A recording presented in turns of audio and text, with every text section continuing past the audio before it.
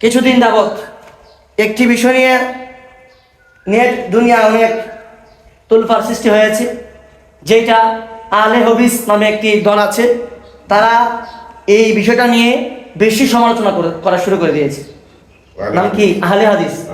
তাদেরকে আহলে হাদিস বলা যাবে না, আহলে হাদিস বলা লাগবে। কি বলা লাগবে? আহলে হাদিস বলা লাগবে। তাদেরকে হাদিস বলা যাবে। তারা কি বলেছে? তারা বলে আমার দয়াল নবী সাল্লাল্লাহু আলাইহি ওয়াসাল্লাম পিতামাতা নাকি জাহান্নামে ছিল। নাউজুবিল্লাহ বলে। আল্লাহ সুবহানাহু ওয়া তাআলা কেমন নবী আমাকে দিয়েছেন, আপনাকে দিয়েছেন, যে নবীর উম্মত হওয়ার জন্য, সাধারণ উম্মত, পিতামাতা নয়, সাধারণ উম্মত, একটি উম্মত হওয়ার জন্য সমস্ত নবীগণ কান্না করেছেন। এমন কোন নবী বাদ নাই। আদম থেকে ঈসা পর্যন্ত যত নবী দুনিয়াতে এসেছেন, সমস্ত নবী আমার নবীর উম্মত হওয়ার জন্য, পিতামাতা আমার উম্মত হওয়ার জন্য কান্না করেছেন। সুবহানাল্লাহ বলি। ওই নবীজির পিতামাতা, পবিত্র পিতামাতাকে ওনারা জাহান্নামী বলেছে। নাউজুবিল্লাহ। তারা যদি হাদিস বুঝতো, তারা যদি মাসআলা বুঝতো, তাহলে এরকম কথাবার্তা বলতে পারতো। কেননা ঈসা আলাইহিস সালাম থেকে আমাদের নবী পর্যন্ত এই সময়টা ছিল হাদিসের মতান্তরে 569 বছর পর্যন্ত। কত বছর? 569। আর এক রিওয়ায়াতে আছে 600 বছর। কয় বছর? ঈসা নবী থেকে আমাদের নবী পর্যন্ত। শেষ নবী কে বলেন তো? হযরত নবীর আগে কে ছিলেন বলেন একটু? ঈসা আলাইহিস সালাম। কে ছিলেন? ঈসা আলাইহিস সালাম হচ্ছে নবীজির আগের নবী। অর্থাৎ ঈসা আলাইহিস সালামের আগে অনেক নবী এসেছেন, তারপরে মধ্যে একটা গ্যাপ ছিল। কি ছিল? একটা গ্যাপ ছিল। ওই গ্যাপ 600 বছর। কয় বছর? 600 বছর মানুষ ছিল না? বলেন ছিল না? ছিল। এই ঈসা আলাইহিস সালাম থেকে আমার নবী পর্যন্ত মতান্তরে কোন হাদিসে আসছে 569, আবার কোন হাদিসে আসছে 600 বছর। কয় বছর? 600 বছর। এই 600 বছরকে বলা হয় ফিতর। কি বলা হয়? আইয়ামে জাহিলিয়াতের যুগ। আইয়ামে জাহিলিয়াতের যুগ। ওই যুগের মধ্যে যারা ঈসা আলাইহিস সালামের আইন কানুন, নিয়ম কানুন ধরে রেখেছে, তারা হচ্ছে ফিতরত, দিনের উপর অটুট ছিল। সুবহানাল্লাহ বলি। কি ছিল? দিনের উপর অটুট ছিল।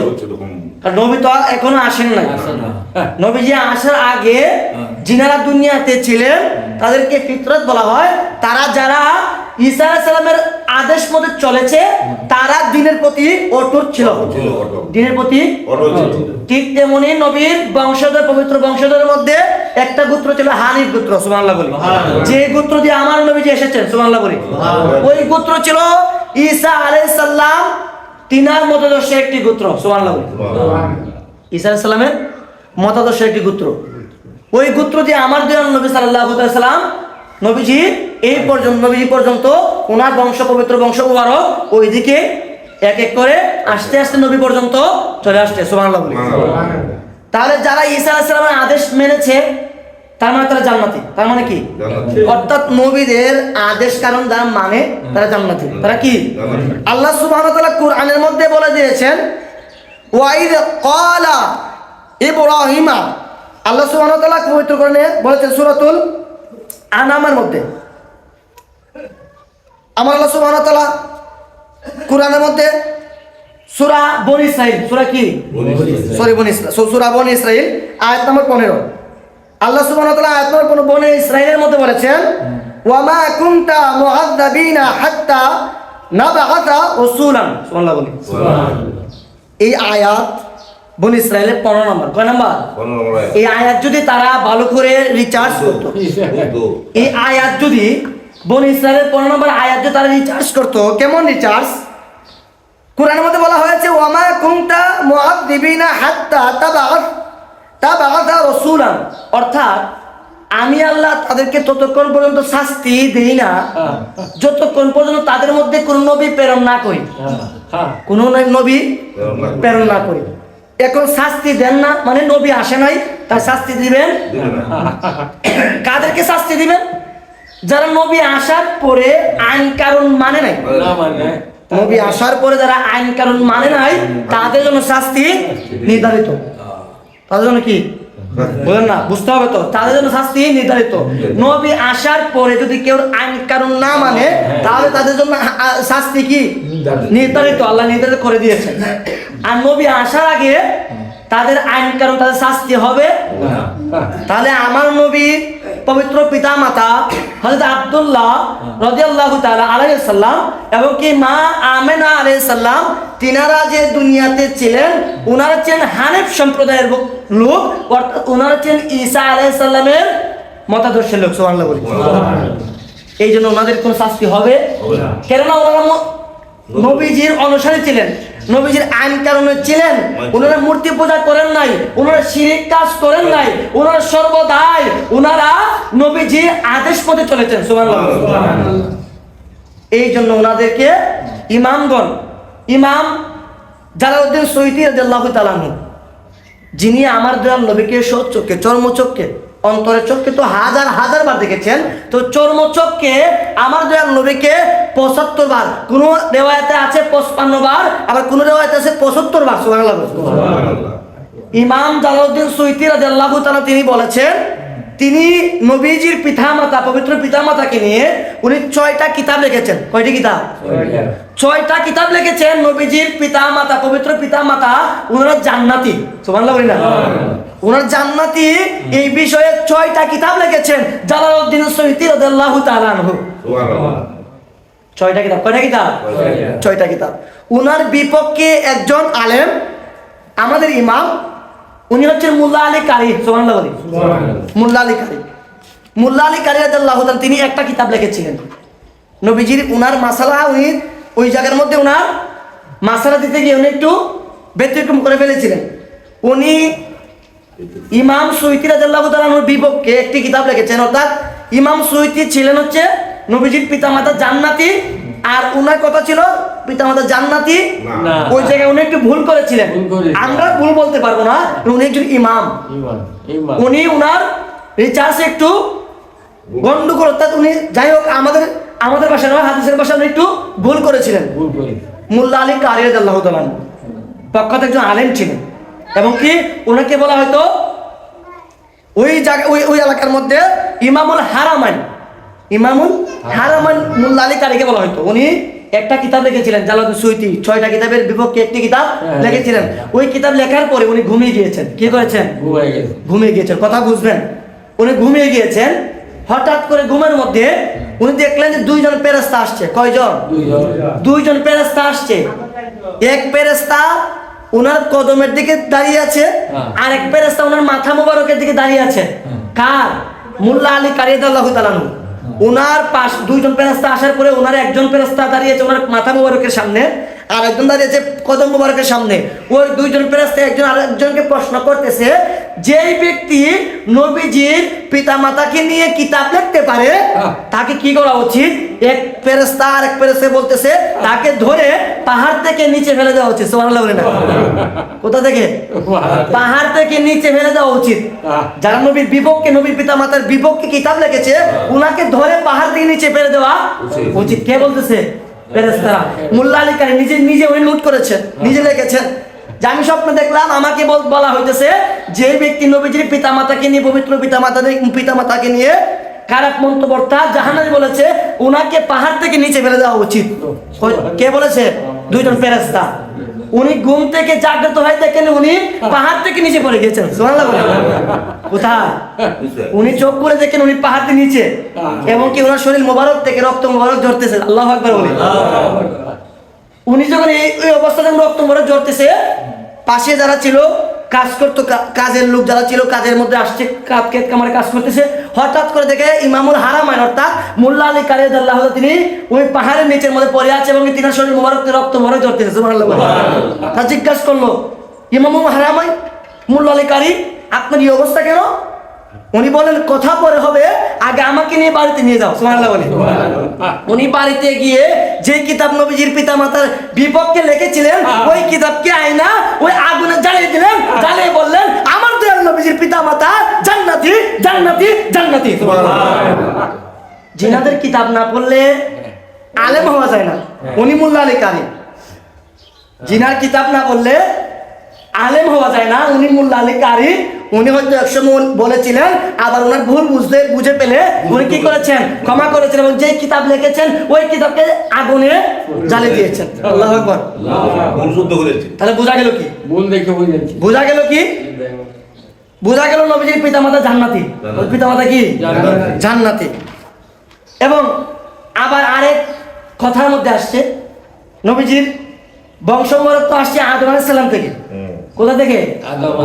নবীজি নিজে বলেছেন যে আমি আমার থেকে অর্থাৎ আদম থেকে আমি পর্যন্ত আমার যে পবিত্র বংশ আসছে ওইটা হচ্ছিল আল্লাহর দ্বীনের ফিতরাতের উপরে যারা অটুট ছিল, ওই ফিতরাতের উপরে আমি পর্যন্ত আসছি। সুবহানাল্লাহ বলি। আমার নবী বলেছে আমি পবিত্র ফিতরাতের, অর্থাৎ আমি আমার আল্লাহ পাক অর্থাৎ নবীজির যে আদেশ মোতাবেক যে মানুষগুলো ছিল, যে বংশগুলো ছিল, ওই ধারা মোতাবেক আমি নবী পর্যন্ত আসছে।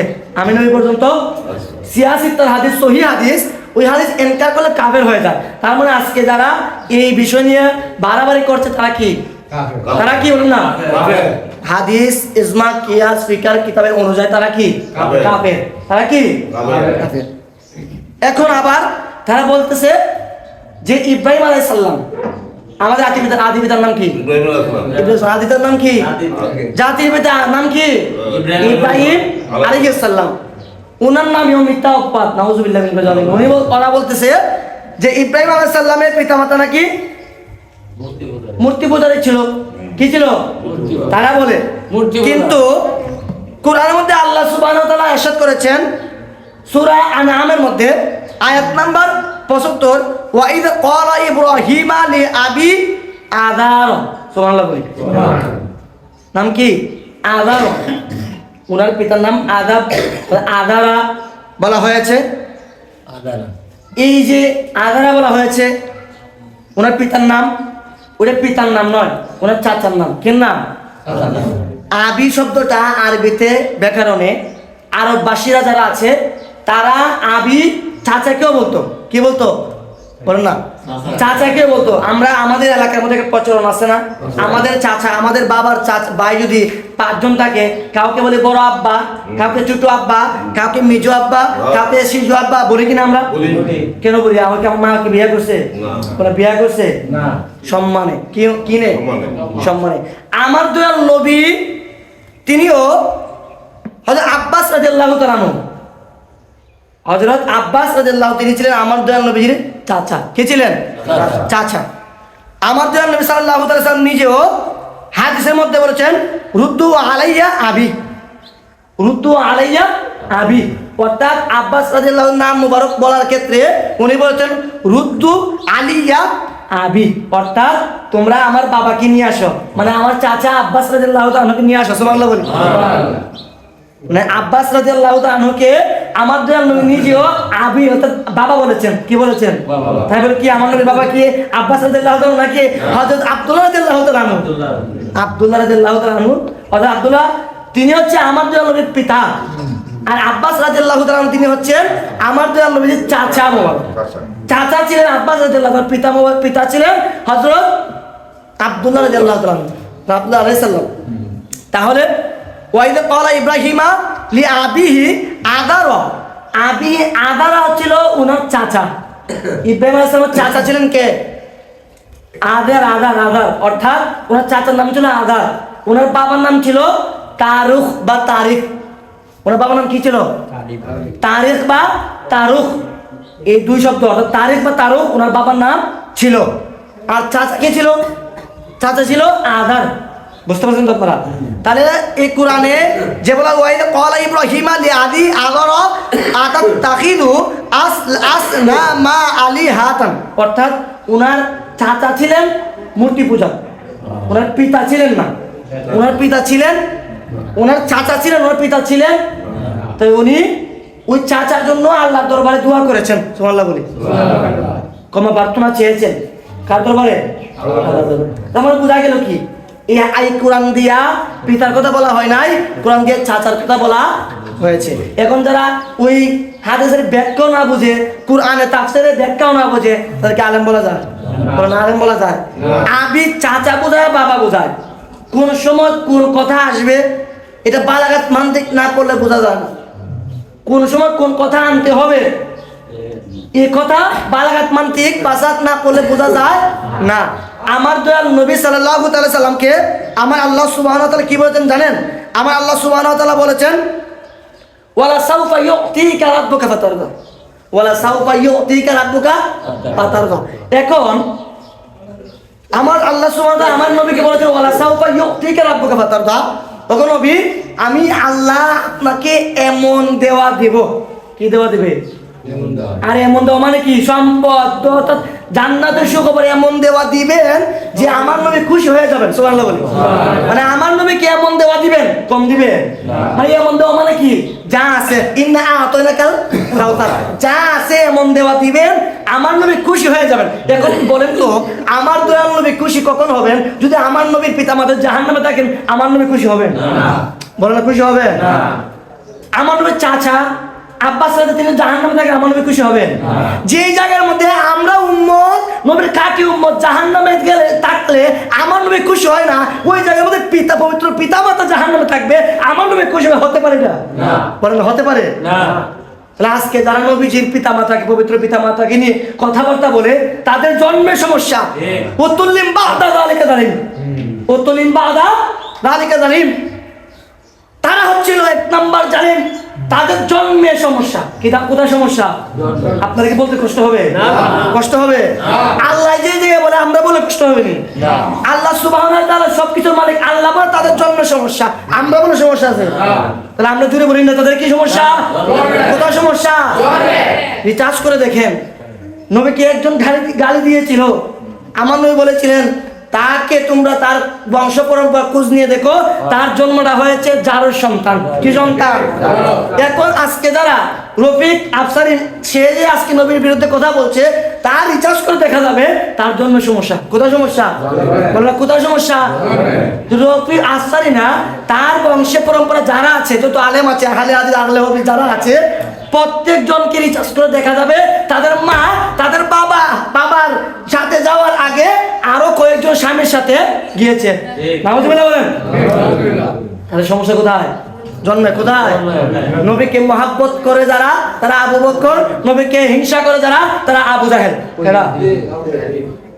তাহলে বুঝতে পেরেছেন আমার দয়াল নবীকে আল্লাহ সুবহানাহু ওয়া তাআলা ওয়ালা সাউফা ইউতিকা রাব্বুকা ফাতারদা ততক্ষণ দিবেন যতক্ষণ নবী চাইবেন। এখন আমার নবী কি পিতামাতার জন্য চাইবেন না? আরে হাদিস অনুযায়ী বোঝা যায় চাওয়া লাগবে না, উনি তো আগেই জান্নাতি। কোথায়? আগেই জান্নাতি। আবার হাদিসের মধ্যে আরো আছে যে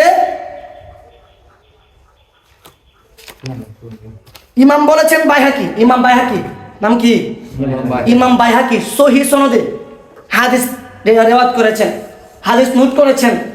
ইমাম বাইহাকি, জিনার কিতাবগুলো না পড়লে আলেম হওয়া যায় না, ইমাম বাইহাকি তিনি বলেছেন যে আমার দয়াল নবী সাল্লাল্লাহু আলাইহি পিতামাতাকে আবার জীবিত করা হয়েছে। সুবহানাল্লাহ বলি। কি করা হয়েছে? কি করা? জীবিত।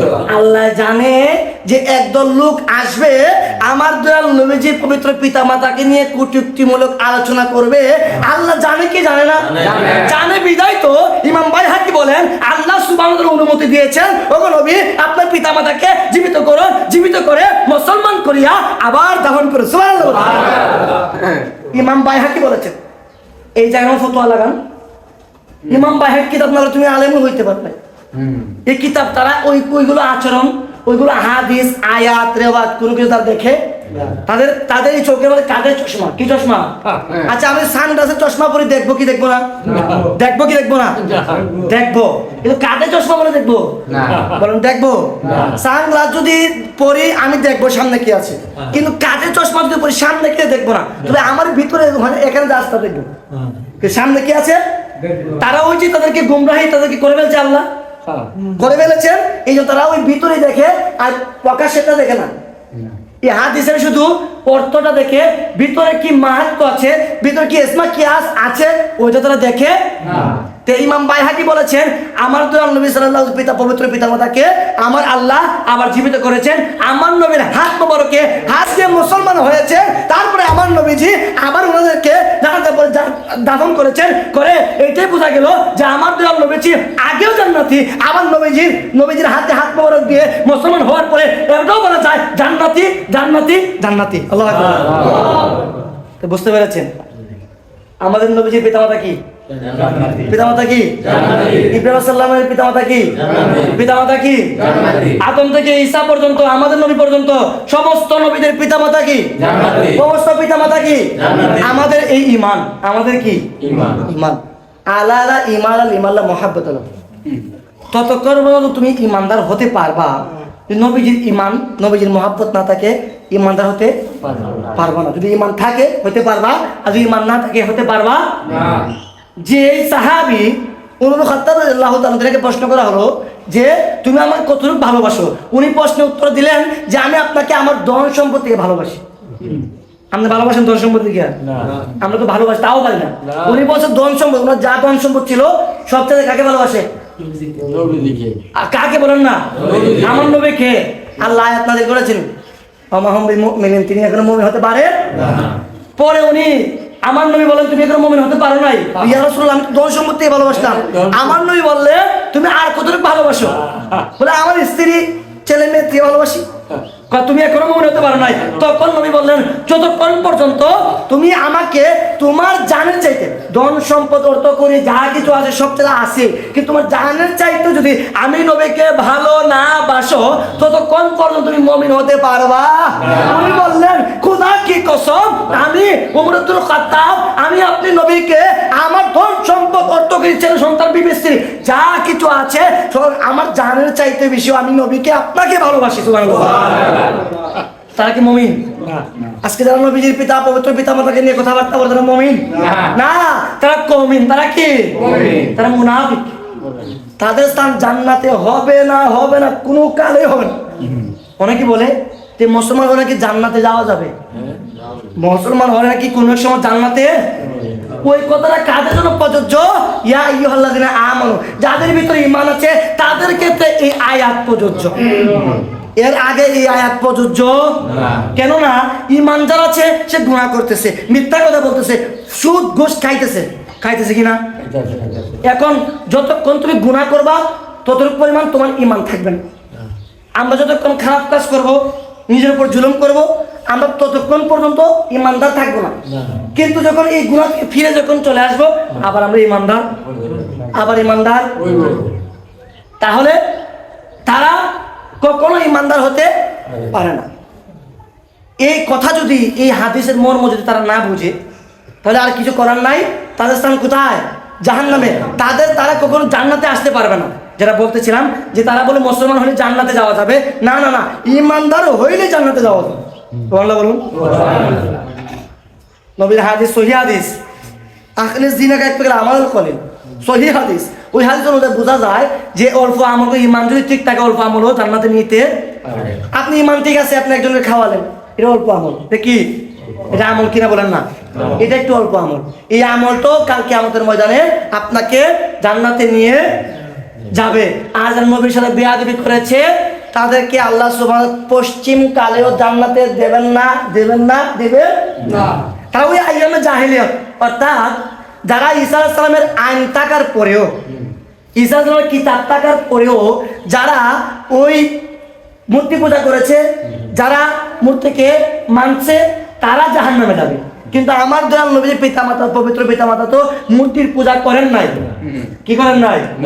আব্দুল মুত্তালিব আলাইহিস সালাম তিনি আমার দয়াল নবীজির কি ছিলেন? দাদা ছিলেন। কি ছিলেন? উনি আল্লাহর দরবারে প্রার্থনা করার কারণে ওই আবাবিল যে পাখিটা আছে ওই পাখি আল্লাহ নাজিল করেছিলেন। সুবহানাল্লাহ বলেন। তাহলে বোঝা যায় কি ওনার দাদা যদি মুসলমান হতো তাহলে আল্লাহর একাত্মবাদ ছিলেন। ওনার পিতা কি ছিলেন? পিতা কি ছিলেন? ওনারা বুঝে না। আব্দুল্লাহ মানে তো আল্লাহর বান্দা। আব্দুল্লাহর মানে কি? আল্লাহর বান্দা, একাত্মবাদের বান্দা। একাত্মবাদ কাকে স্বীকার করি? আল্লাহকে। কাকে? আল্লাহ। ওনার নামের মধ্যেই তো খাসিলত আছে, উনি জান্নাতি, আল্লাহর বান্দা। কি বান্দা? আল্লাহর বান্দা। ওর নামের মধ্যে খাসিলত আছে, এই খাসিলত না বুঝি। আবার আমেনা শব্দের অর্থ হচ্ছিল যিনি বিশ্বাসযোগ্য নারী, বিশ্বাসযোগ্য, বিশ্বাসী অর্থাৎ বিশ্বাসযোগ্য নারী। ওনাদের নামের মধ্যে খাসিলত, এই নামের অর্থ যদি মোল্লাগল যদি না বুঝে না জানে তাহলে কি আলেম বলা হয়? কি আলেম বলা যায়? তাহলে আমাদের বিশ্বাস কি? আমাদের নবীজির পিতামাতা, আমাদের নবীজির পিতামাতা কি? জান্নাতি। পিতামাতা কি? জান্নাতি। যে আমাদের বিশ্বাস কি? নবীজির পিতামাতা জান্নাতি। আমরা যে এই আহলে সুন্নাত ওয়াল জামাত আমরা এই মতদর্শে আছি, একটু জুড়ে বলি আলহামদুলিল্লাহ। আলহামদুলিল্লাহ, আলহামদুলিল্লাহ বলি আলহামদুলিল্লাহ। তাহলে আমরা তো চিন্তা না, চিন্তা একটা ঈমানের জন্য। চিন্তা কি?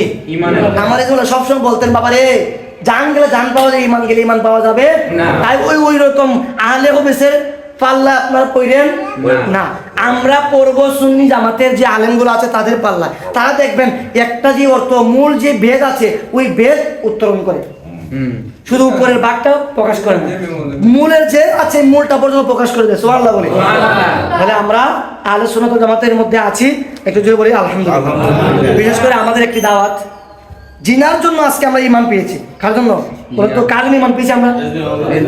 আল্লামা গাজী আকবর আলী রিজভী কেবলা কাবা। অনেকে রেজভি বলতে পারে না, রেজভি বলে। কি বলে? রেজভি শব্দটা কি? রেজ, রেকে রে বকৃজ্য, রেজ বদিকের বি, রেজ বলেন না, রেজ রেজ। আর রেজভি বললে কিন্তু অর্থ পরিবর্তন, আমরা গুনাহ হবে। রেজ রেজ নাম কি? রেজ বলেন না, রেজ বি, রেজ বি, রেজ বি, রেজ। কারণ নামের অর্থ পরিবর্তন। আপনার নামে যদি আপনি একটু গন্ডগোল না, এখান থেকে যে আলেফ যদি সরাই দেন, জে সরাই দেন, পেশ যে দেন, অর্থ পরিবর্তন হয়ে যায়। এই জন্য রেজ ভি নামটা বারে বার পড়বেন, কারণ যিনি তোমার পালের কান্ডারি, যিনি আপনার পালের কান্ডারি, ওনার নাম ঠিক মতো বলতে না পারেন তাহলে আপনি কিসের মধ্যে ধরলেন? বুঝতে পারছেন সবাই? রেজ ভি নাম কি? রেজ ভি। ঠিক আছে? জিনার জন্য আজকে আমরা ঈমান পেয়েছি, জিনার জন্য আজকে আমরা এই মসজিদ পেয়েছি, ঈমান পেয়েছি, আখলাক চরিত্র পেয়েছি। উনার শুভ আগমন বলেন তো কয় তারিখ? যে আমি বলবেন না, মুরব্বীরা বলেন কয় তারিখ? 14 তারিখ। যিনি আমাদের ইমাম, যিনি আমাদের মুর্শিদ কেবলা, উনার শুভ আগমন কয় তারিখ? খারাম ভাই পয়লা বৈশাখ। কি বৈশাখ? পয়লা বৈশাখ। বলো কি বৈশাখ? পয়লা বৈশাখ। কার আগমন? সুলতানুল আউলিয়া রফিস সালিহিন, যিনি আমাদের ইমাম, যিনি আমাদেরকে পায়ের কান্ডারি পায়ের মধ্যে নিয়ে যাবেন, উনি হচ্ছে আল্লামা গাজী আকবর রিজভী কেবলা কাবা। আল্লাহু আকবার বলি। ওনার শুভ আগমন আগামী মঙ্গলবার, আগামী মঙ্গলবার পহেলা বৈশাখ। মনে রাখবেন ওনার শুভ আগমন কয় তারিখ? পহেলা পহেলা পহেলা পহেলা বৈশাখ, এই আগামী মঙ্গলবার।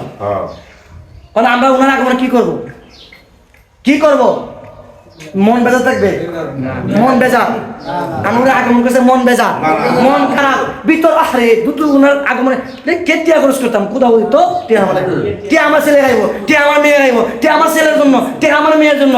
এই চিন্তা তাকে আপনার টাকার ছেলে মেয়ে খাইতে পারবে না। আপনার এই টাকাটা কালকে আমাদের মধ্যে কেমন লাগবে না, কবরের মধ্যে গিয়ে আপনাকে দংশন করবে ওই টাকা। ইমান পাইছে, ইমানটা কি কম দামি? বহু দামি। মানে কম দামি, একবার কম দামি। হ্যাঁ, সোনার থেকেও কম দামি, বহু দামি। সোনা দানা হীরা মুক্তা কোনো কিছু কথাবার্তা এই ইমান দিয়ে হবে না। ইমান সব চাইতে ঊর্ধ্বে।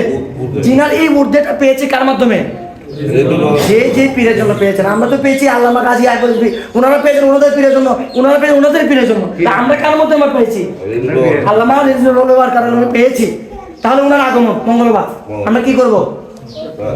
পালে রোজা রাখবো। পালে কি রাখবো? রোজা রাখবো, খুশি উদযাপন করবো, মিলাদ করবো, গান করবো, হামদাত করবো ওনার নামে। এগুলো ইমানের তাজাল্লি।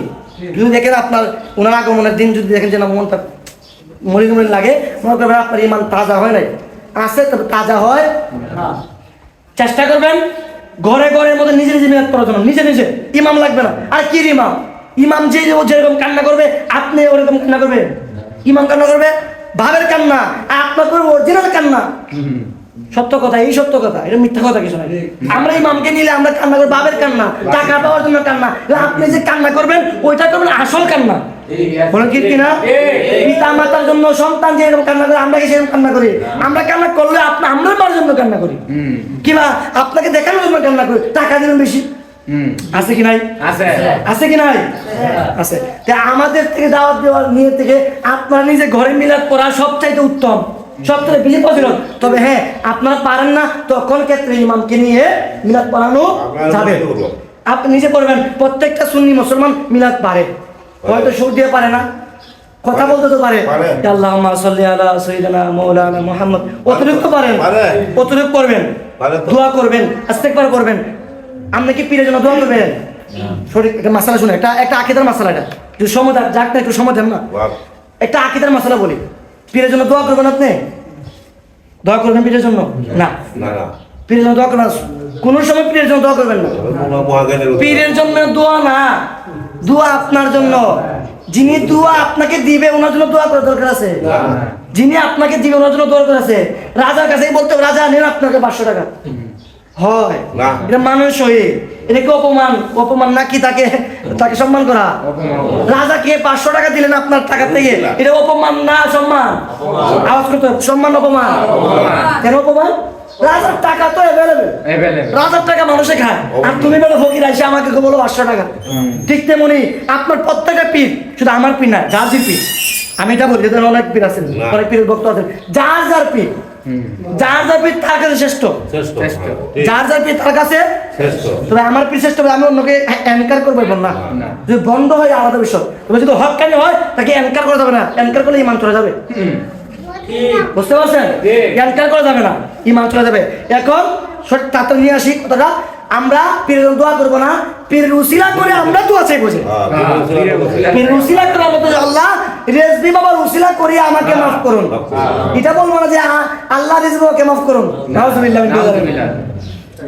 আমরা বলবো যে আল্লাহ রেজবি বাবার উসিলা করিয়া কিংবা আমার পীরের উসিলা করিয়া আমাকে মাফ করুন। তাহলে এটা হবে ইমানি দোয়া। এটা কি? এই দোয়া কনফার্ম কবুল। আমি যদি বলি আল্লাহ আমার নবীরে মাফ করে দেন, বুঝে ওয়াহাবিরা আল্লাহ বলে দোয়া করি না, আমরা আজানের পর দোয়া করি না, একটা আল্লাহ আমার বাড়িতে এটা দোয়াটা করি না। এটার মধ্যে এরা অর্থ নিচ্ছে কি জানেন? যে আল্লাহ আমার নবীকে উচ্চ মাকামে দান করুন। নাউজুবিল্লাহ বলেন। কি মাকামে? আমার নবীকে। কাকে? মানে সে কত উচ্চ মাকামে, আর দোয়া করে নাউজুবিল্লাহ। এটার অর্থ হচ্ছে আল্লাহ আপনি নবী, ওগো নবী, আপনার উসিলা করিয়া আমাদেরকে উচ্চ মাকামে দান করুন। সুবহানাল্লাহ। সুন্নিদের আকীদা, এটা কি আকীদা? সুন্নিদের আকীদা মনে রাখবেন। সুন্নিদের আকীদা তো নবীর উসিলা করে আমরা উচ্চ মাকামে যাব। নবীর জন্য কি জান্নাত? আর নবীর জন্য জান্নাত না, আমাদের জন্য জান্নাত। নবী জান্নাতের মালিক, নবী জান্নাতের মালিক। বোঝা গেছে? আকীদা হচ্ছে এই, আমাদের আকীদা তো সহিহ। কি সহিহ? কোন বাপের বেটা আমাদেরকে এনকার করে দিতে পারবে না। আমরা রেজমুলার ফয়েজে বরকতের মানুষ, আমরা কথা বলতে কিনা? রেজমুলার প্রত্যেকটা ভক্ত শুধু প্রত্যেকটা হক্কানি ওলি আল্লাহর ভক্তরা একটা মুক্তি চাইতে বড়, তা ফতোয়া দেওয়া যাবে? মুক্তি চাই বড়, ঠিক আছে, আপনাকে ফতোয়া দেওয়া যাবে। ফতোয়া কাদের জন্য জানেন? যারা কিতাবি আলেম, কিতাবি অনুযায়ী হাদিস অর্থাৎ সার্টিফিকেট অনুযায়ী মুক্তি, তারা ফতোয়া দিতে পারবে। আপনারা যে বিষয় জানেন এটা আপনি ভিতরে রাখবেন, ঠিক আছে? তাহলে আগামী বুধবারে, মঙ্গলবারে রেজবার শুভ আগমন।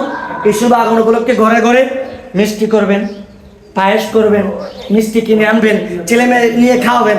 যেরকম আমরা ঈদ মিলাদ পালন করি নবীর আগমনের কারণে, আজকে নবীকে চিনতাম না, না আসলেন, এই জন্য এইটা আমাদের আরো খুশির ঈদ।